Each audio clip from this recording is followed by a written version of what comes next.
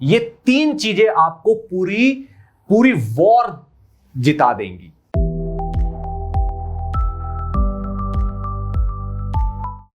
Hello my dear students, I am Neeraj Kumar Chaudhary और physics teacher. बच्चों, आज मैं आपको बताने वाला हूं C cube strategy for under 1000 rank in JEE 2023, यानी कि जो इस नेक्स्ट ईयर में जेई एडवांस जेई मेंस का एग्जाम देने वाले बच्चे हैं और जो चाहते हैं कि हमें आईआईटी मिले, हम बहुत अच्छी आईआईटी में जाएं एक अच्छी ब्रांच के साथ, तो वो इस चीज को हमारे पास जो बचा हुआ टाइम है उसमें कैसे मेक श्योर करें कि हाँ आईआईटी में सिलेक्शन हो ही जाए। ठीक है, तो ये सारी बातें अभी मैं आपको क्लियर करने वाला हूं। हो सकता है कुछ बच्चे सोच रहे हो कि सर अंडर 1000 रैंक की स्ट्रेटेजी क्यों दे रहे हैं, अंडर 500 क्यों नहीं है, 200 100 क्यों नहीं है।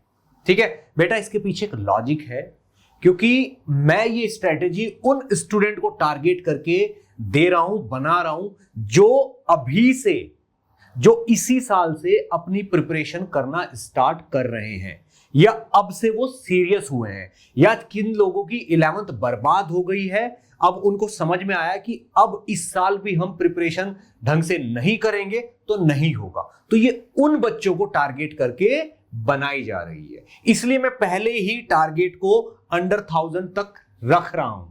क्यों? क्योंकि अगर मैं इसके 200 500 करूं तो वो बच्चे तो डिफरेंट है, वो तो 2 साल से बहुत बेहतरीन तरीके से, 2 साल से 3 साल से लगे हुए हैं, उनकी प्रिपरेशन ना खराब हुई है और वो पहले स्टार्ट भी कर चुके हैं।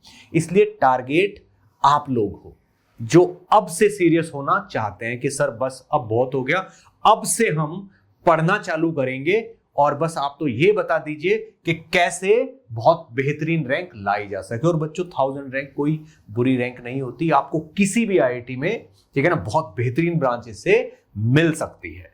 ठीक है बच्चों, तो इस स्ट्रेटेजी में मैं आपको 3 चीजें बताऊंगा, ठीक है ना, 3 C।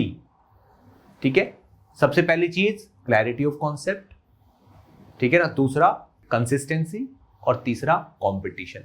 ये 3 चीजें आपको पूरी पूरी वॉर जिता देंगी, जंग जीत जाओगे आप, सिलेक्शन हो जाएगा, बहुत बेहतरीन आईआईटी में पहुंच जाओगे आप, अगर आपने इन 3 चीजों का ध्यान रखा तो। ठीक है ना, चलिए बच्चों, पहले हम सबसे पहली चीज पे चलते हैं, क्लैरिटी ऑफ कॉन्सेप्ट।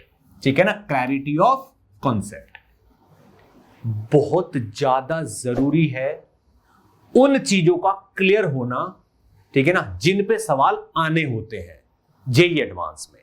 ठीक है ना, अब जिन पे सवाल आने होते हैं, सर पूरा सिलेबस ही ऐसा है, पूरे सिलेबस में सवाल आते हैं, ऐसा नहीं है बेटा।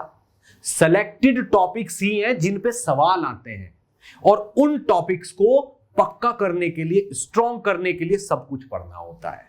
ठीक है ना, तो बच्चों, अगर मैं आपको बिल्कुल फैक्ट बताऊं तो आपको केवल 80 to 85% ऑफ सिलेबस करना होता है फॉर एडवांस, लेकिन ये 80 to 85% सिलेबस आपको 100% डेप्थ तक क्लियर होना चाहिए। तो क्लैरिटी ऑफ कॉन्सेप्ट का मतलब यह है कि सिलेबस भले ही आप कुछ टॉपिक छोड़ रहे हैं या आपके कम है, लेकिन जो टॉपिक भी आप कर रहे हैं वो टॉपिक आपके 100% क्लियर होने चाहिए। कॉन्सेप्ट की क्लैरिटी बहुत जरूरी है। अब कुछ बच्चे सोच रहे हैं सर हमें यही समझ नहीं आता कि कॉन्सेप्ट क्लियर होना क्या होता है, किस चीज को कैसे करते हैं कॉन्सेप्ट क्लियर, किस चीज को क्लियर कॉन्सेप्ट बोलते हैं। तो बच्चों, बहुत ध्यान से सुनना मेरी बात।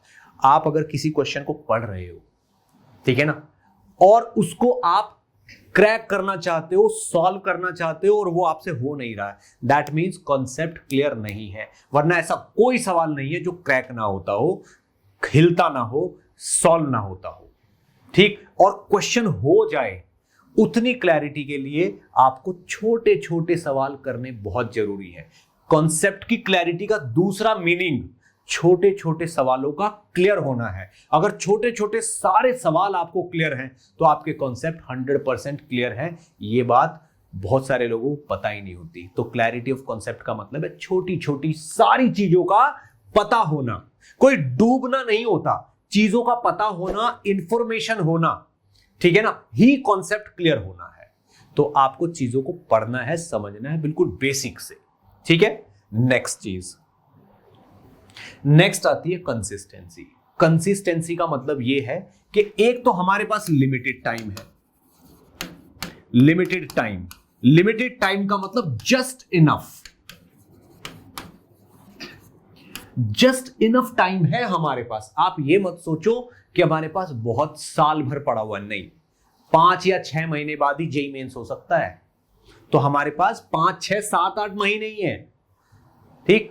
यानी कि हमारे पास जस्ट इनफ टाइम है, लिमिटेड टाइम है। अगर इस टाइम में से हम थोड़ा थोड़ा भी वेस्ट कर देंगे तो नहीं आएगी रैंक। इसलिए कंसिस्टेंसी बहुत बहुत जरूरी है। डेली जितना आपने डिसाइड कर लिया वो रोज होना चाहिए। ये नहीं कि 2-3 दिन किया फिर कुछ ब्रेक आ गया, फिर 2-3 दिन किया फिर कुछ ब्रेक आ गया, ऐसा नहीं करना है।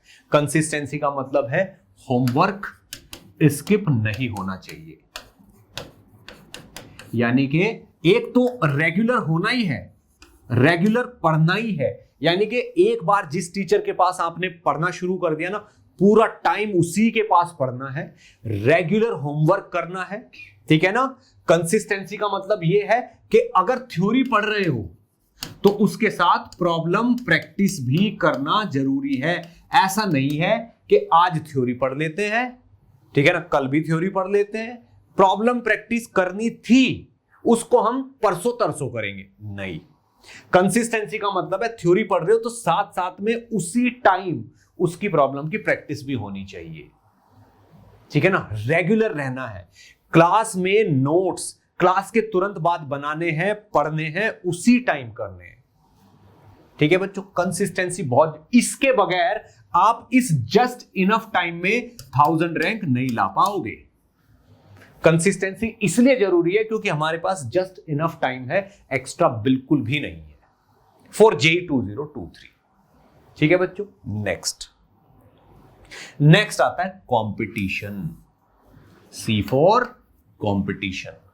ये कंपटीशन ही है जो अच्छे अच्छे बच्चों को ऊपर ले जाता है और बुरे बुरे बच्चों को धीरे धीरे और नीचे ले जाता है, ठीक है ना। कंपटीशन का मतलब होता है कॉन्फिडेंस।